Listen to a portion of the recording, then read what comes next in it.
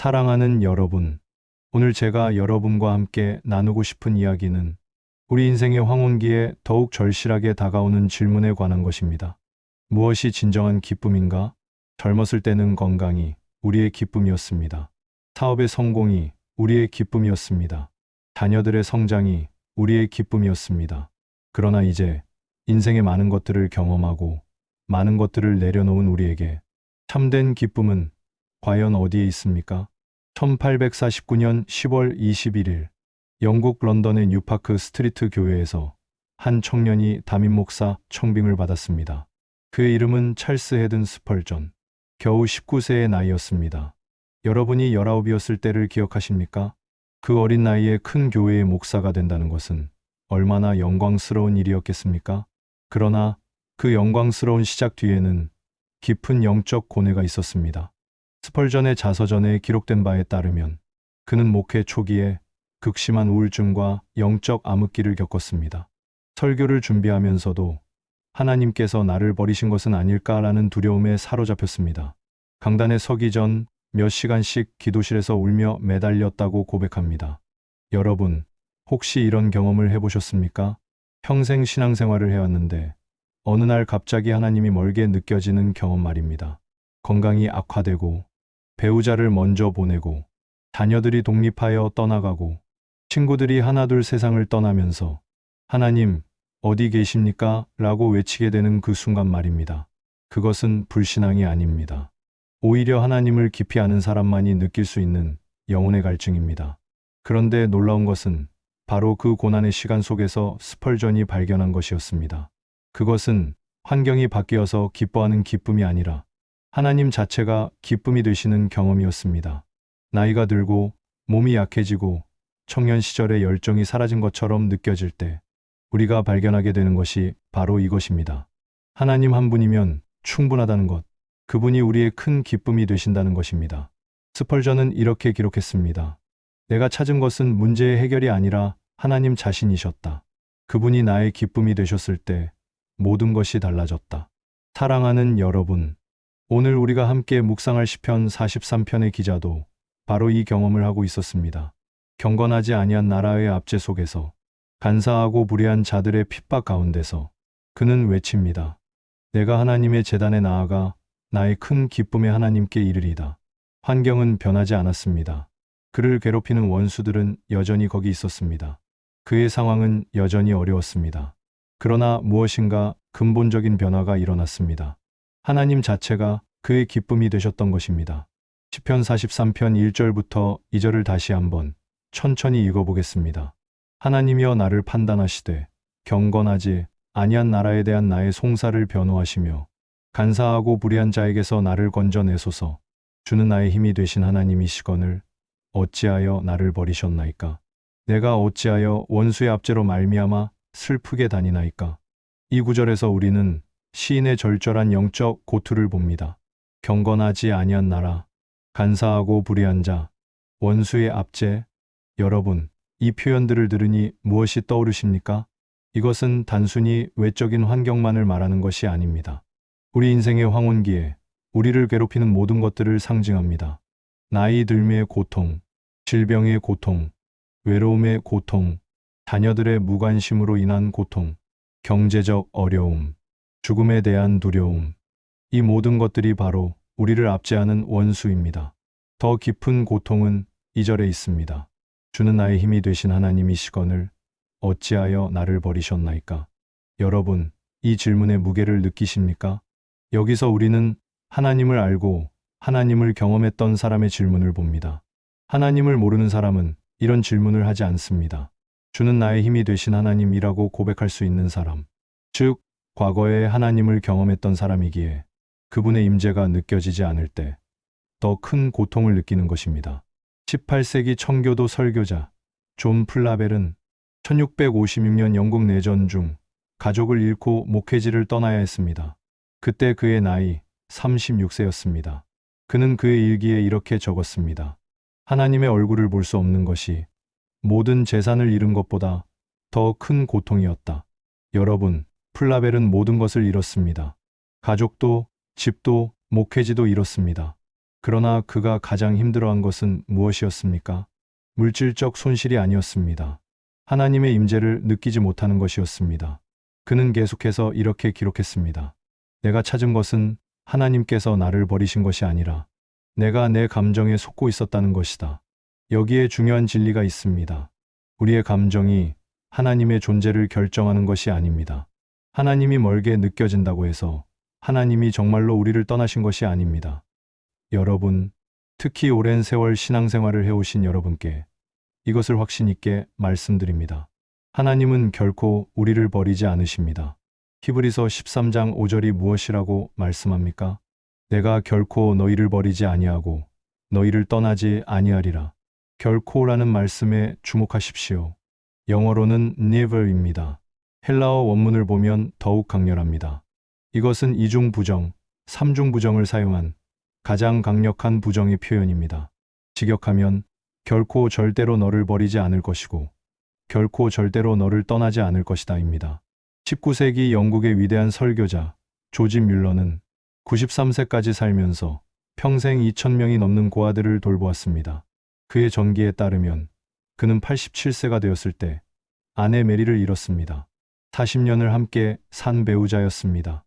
장례식 설교에서 뮬러는 이렇게 말했습니다. 나는 지금 깊은 슬픔 가운데 있습니다. 그러나 하나님은 나를 버리지 않으셨습니다.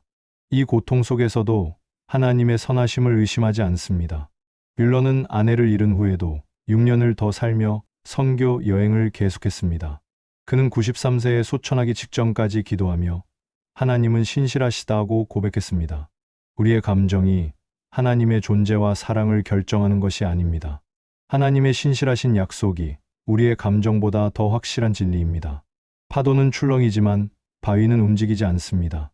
우리의 감정은 출렁이지만 하나님의 약속은 변하지 않습니다. 지금 이 순간 고난 속에서 하나님을 찾지 못해 방황하고 계신 분이 계십니까? 배우자를 잃은 슬픔 가운데 계신 분, 질병으로 고통받고 계신 분, 자녀 문제로 마음 아파하시는 분, 경제적 어려움으로 힘들어하시는 분, 외로움과 고독 가운데 계신 분, 여러분의 감정이 아니라 하나님의 약속을 붙드십시오. 하나님이 멀게 느껴진다고 해서 하나님이 정말로 멀리 계신 것이 아닙니다. 그분은 결코 당신을 버리지 않으셨습니다. 오히려 이 고난을 통해 더 깊은 만남으로 인도하고 계십니다. 젊었을 때는 많은 것들 때문에 하나님을 놓쳤을지 모릅니다. 그러나 이제 많은 것들을 내려놓은 지금 하나님 한 분만을 붙들 수 있는 은혜의 시간입니다. 오늘 여러분의 상황이 어떠하든 이렇게 고백하십시오. 주는 나의 힘이 되신 하나님이십니다. 나의 감정이 어떠하든 주님은 나를 버리지 않으셨습니다. 그러나 시인은 그 어두움 속에 머물지 않습니다. 질문만 하고 끝나지 않습니다. 그는 한 걸음 더 나아갑니다. 3절을 보십시오.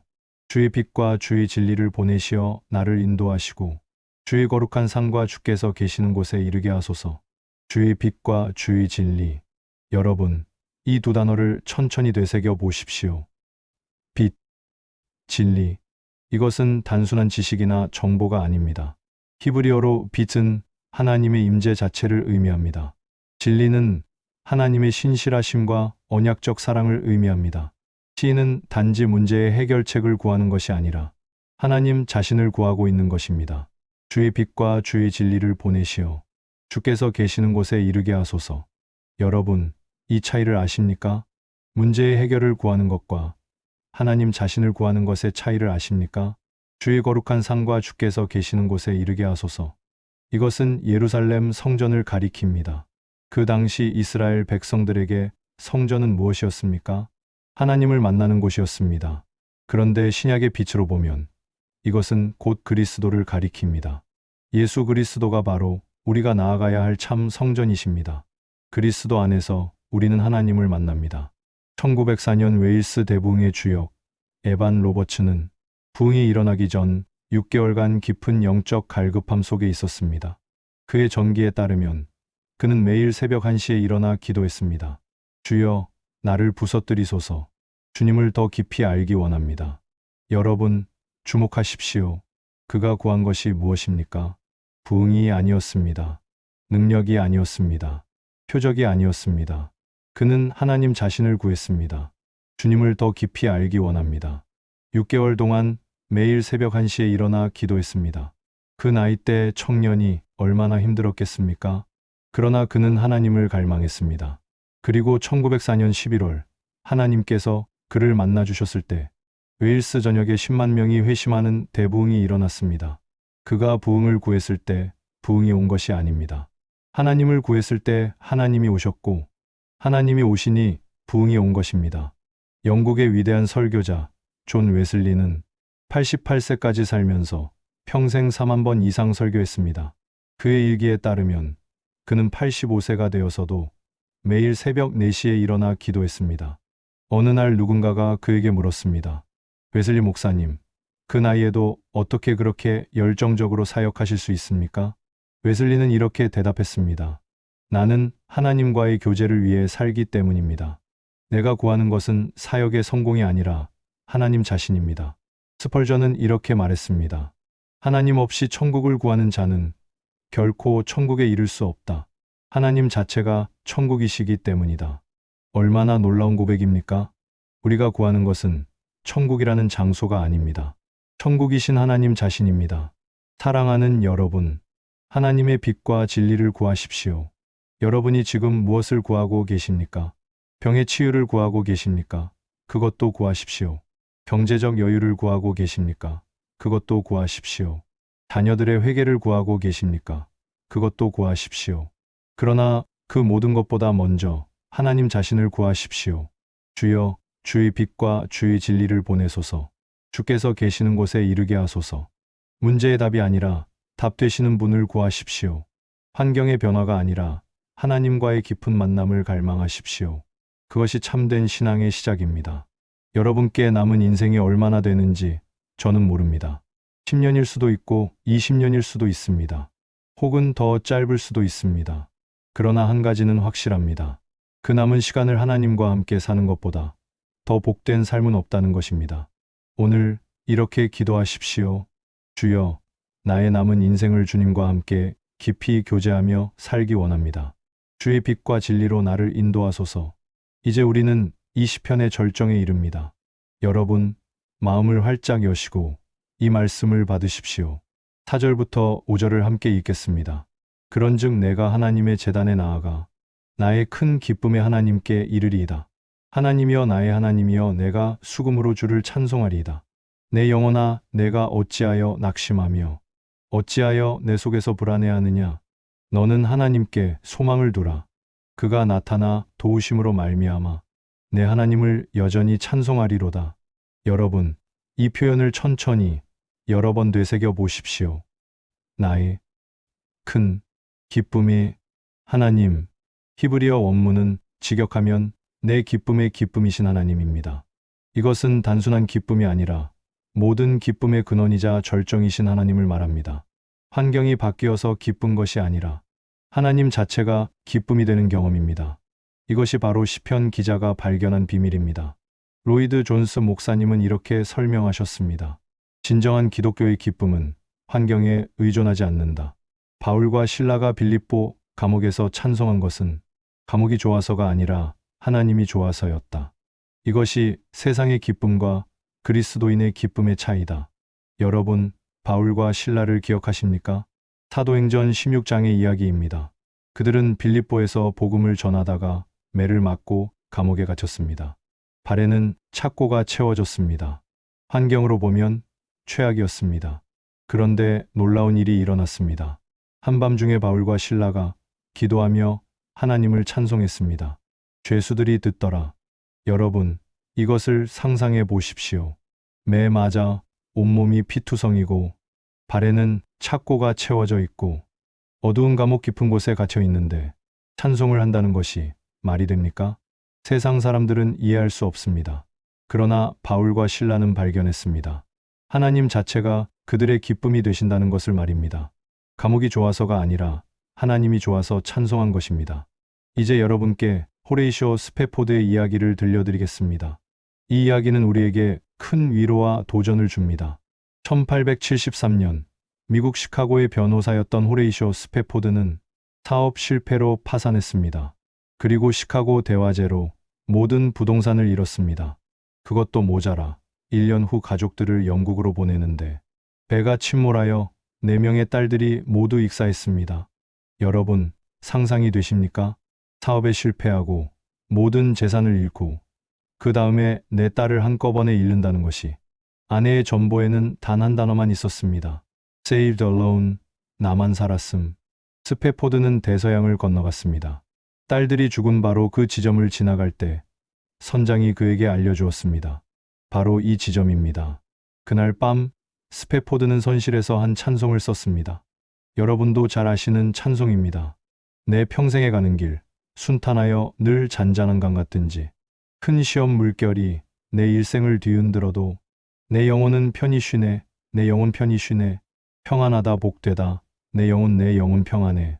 여러분, 이 찬송의 배경을 아시고 나면 더욱 감동적입니다. 이 찬송의 원고는 현재 미국 의회 도서관에 보관되어 있습니다. 스패포드는 딸들을 잃고 모든 것을 잃었지만 It is well with my soul. 내 영혼은 잘 있다고 고백했습니다. 어떻게 이것이 가능합니까? 환경이 좋아서가 아닙니다. 하나님 자체가 그의 기쁨이 되셨기 때문입니다. 딸들을 잃었지만 하나님은 잃지 않았습니다. 재산을 잃었지만 하나님은 잃지 않았습니다. 그래서 내 영혼은 편히 쉬네라고 찬송할 수 있었던 것입니다. 중국 선교사로 평생을 헌신한 허드슨 테일러는 73세의 중국 장사에서 소천했습니다. 그의 전기에 따르면 테일러는 60대 후반 아내를 잃었고 건강도 극도로 악화되었습니다. 그러나 그는 편지에 이렇게 썼습니다. 나는 모든 것을 잃었지만 하나님을 소유하고 있습니다. 그분이 나의 기쁨입니다. 그분이 나의 전부입니다. 테일러는 죽기 직전 선교사들에게 이렇게 말했습니다. 나는 행복합니다. 왜냐하면 하나님이 계시기 때문입니다. 5절을 다시 보십시오. 내 영혼아, 내가 어찌하여 낙심하며 어찌하여 내 속에서 불안해하느냐. 너는 하나님께 소망을 두라. 여기서 시인은 자신의 영혼에게 말합니다. 이것은 신앙의 성숙함을 보여줍니다. 감정에 끌려가는 것이 아니라 진리로 자신의 감정을 다스리는 것입니다. 로이드 존스 목사님은 이것을 이렇게 설명하셨습니다. 영혼에게 말을 걸라. 영혼이 당신에게 말하게 하지 말라. 무슨 뜻입니까?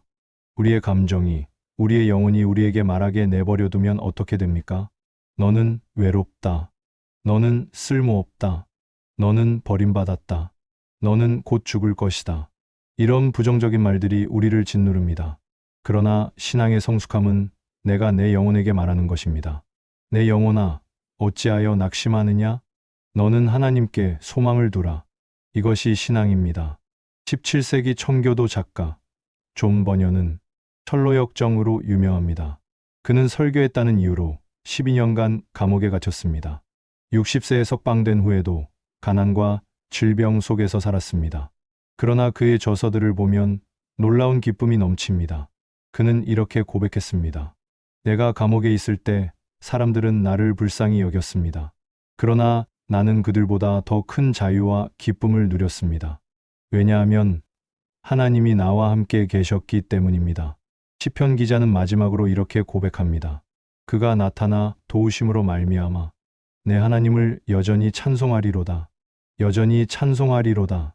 이 표현에 주목하십시오. 환경이 바뀌어서 찬송하는 것이 아닙니다. 환경이 그대로여도 여전히 찬송한다는 것입니다. 사랑하는 여러분, 오늘 하나님께 이렇게 고백하십시오. 주님, 당신이 나의 큰 기쁨이십니다. 환경이 바뀌든 그대로든 당신이 나의 기쁨입니다. 건강이 회복되든 그대로든 당신이 나의 기쁨입니다. 경제적 여유가 생기든 그대로든 당신이 나의 기쁨입니다. 자녀들이 돌아오든 그대로든 당신이 나의 기쁨입니다. 이것이 참된 복음의 능력입니다. 이것이 세상이 줄 수 없는 평안입니다. 여러분께 남은 인생이 얼마나 되는지 저는 모릅니다. 그러나 한 가지는 확실합니다. 그 남은 시간을 하나님과 함께 하나님을 기뻐하며 사는 것보다 더 복된 삶은 없다는 것입니다. 환경을 바라보지 마십시오. 하나님을 바라보십시오. 상황에 흔들리지 마십시오. 하나님께 소망을 두십시오. 감정에 속지 마십시오. 하나님의 약속을 붙드십시오.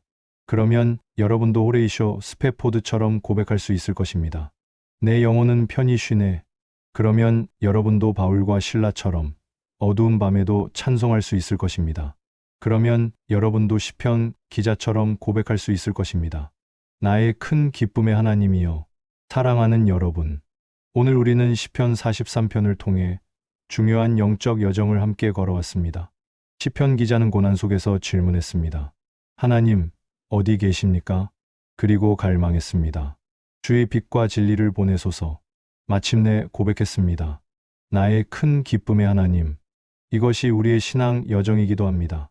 스펄전은 19세의 청년 목사로서 방황했지만 하나님이 그의 기쁨이 되시는 경험을 했습니다. 그리고 평생 그 기쁨 안에서 살았습니다. 존 플라벨은 내전의 고통 속에서, 가족을 잃는 아픔 속에서 하나님의 신실하심을 발견했습니다. 조지 뮬러는 87세에 40년을 함께 산 아내를 잃었지만 하나님은 나를 버리지 않으셨다고 고백했습니다. 존 웨슬리는 85세가 되어서도 매일 새벽 4시에 일어나 하나님과 교제했습니다. 에반 로버츠는 하나님 자신을 갈망하다가 대부흥의 도구가 되었습니다. 호레이쇼 스페포드는 모든 것을 잃었지만 내 영혼은 편히 쉬네라고 찬송했습니다. 허드슨 테일러는 아내를 잃고 건강을 잃었지만 하나님이 나의 기쁨입니다 라고 고백했습니다. 존 버녀는 12년간 감옥에 갇혔지만 하나님이 나와 함께 계셨기에 자유와 기쁨을 누렸다고 고백했습니다. 여러분, 이것이 우리의 신앙입니다. 환경이 좋아서 기뻐하는 것이 아니라 하나님 자체가 기쁨이 되는 신앙입니다. 오늘 여러분이 어떤 고난 가운데 있든지 이 고백으로 돌아오시기 바랍니다. 하나님이여, 나의 하나님이여, 당신이 나의 큰 기쁨이십니다. 이것이 우리를 세상과 구별시키는 복음의 능력입니다. 이것이 우리를 일으켜 세우는 부활의 생명입니다. 이것이 우리가 다음 세대에 전할 영원한 소망입니다. 이제 함께 기도하겠습니다. 마음을 모아 주십시오. 사랑과 긍휼이 풍성하신 하나님 아버지, 오늘 주님의 말씀을 들려주시니 감사합니다. 인생의 황혼기를 지나고 있는 이 사랑하는 성도들에게 주님의 위로와 소망을 허락하여 주시니 감사합니다. 주님, 이 자리에 계신 모든 분들이 오늘 한 가지 진리를 깊이 깨닫게 하옵소서. 하나님 한 분이면 충분하다는 것을, 하나님이 우리의 큰 기쁨이 되신다는 것을 깨닫게 하옵소서. 건강을 잃고 고통 가운데 계신 분들에게 주님이 그들의 위로가 되어 주옵소서. 배우자를 먼저 보내고 외로움 가운데 계신 분들에게 주님이 그들의 동반자가 되어 주옵소서. 경제적 어려움으로 힘들어하시는 분들에게 주님이 그들의 공급자가 되어 주옵소서. 자녀 문제로 마음 아파하시는 분들에게 주님이 그들의 평안이 되어 주옵소서. 주님, 이분들로 하여금 환경이 아니라 주님을 바라보게 하시고, 상황이 아니라 주님께 소망을 두게 하시고, 감정이 아니라 주님의 약속을 붙들게 하옵소서. 그리하여 이분들의 남은 인생이 주님과 함께 주님을 기쁨으로 삼는 가장 복된 인생이 되게 하옵소서. 이분들이 다음 세대에게 하나님 한 분이면 충분하다는 신앙의 유산을 남길 수 있도록 도와주옵소서. 매일 아침 눈을 뜰 때마다 주님이 나의 큰 기쁨이십니다 라고 고백하게 하시고, 매일 밤 잠들 때마다 주님과 함께 한 하루가 감사합니다 라고 고백하게 하옵소서. 주님, 이분들의 마지막 날까지 주님이 함께 하여 주시고 그날에 주님의 품에 안기게 하옵소서. 그때 이분들이 주님이 나의 큰 기쁨이었습니다 라고 고백하며 주님을 만나게 하옵소서. 이 모든 말씀, 우리의 큰 기쁨이 되시는 우리 주 예수 그리스도의 이름으로 기도드립니다. 아멘. 오늘 말씀이 여러분께 위로가 되셨기를 바랍니다. 하나님이 여러분의 큰 기쁨이 되시기를 축복합니다. 평안히 가십시오. 이 영상이 도움이 되셨다면 구독과 좋아요를 눌러주세요. 알림 설정으로 하나님의 은혜를 가장 먼저 누려보세요. 클릭 한 번으로 많은 사람들에게 복음이 전파되도록 도와주세요. 감사합니다.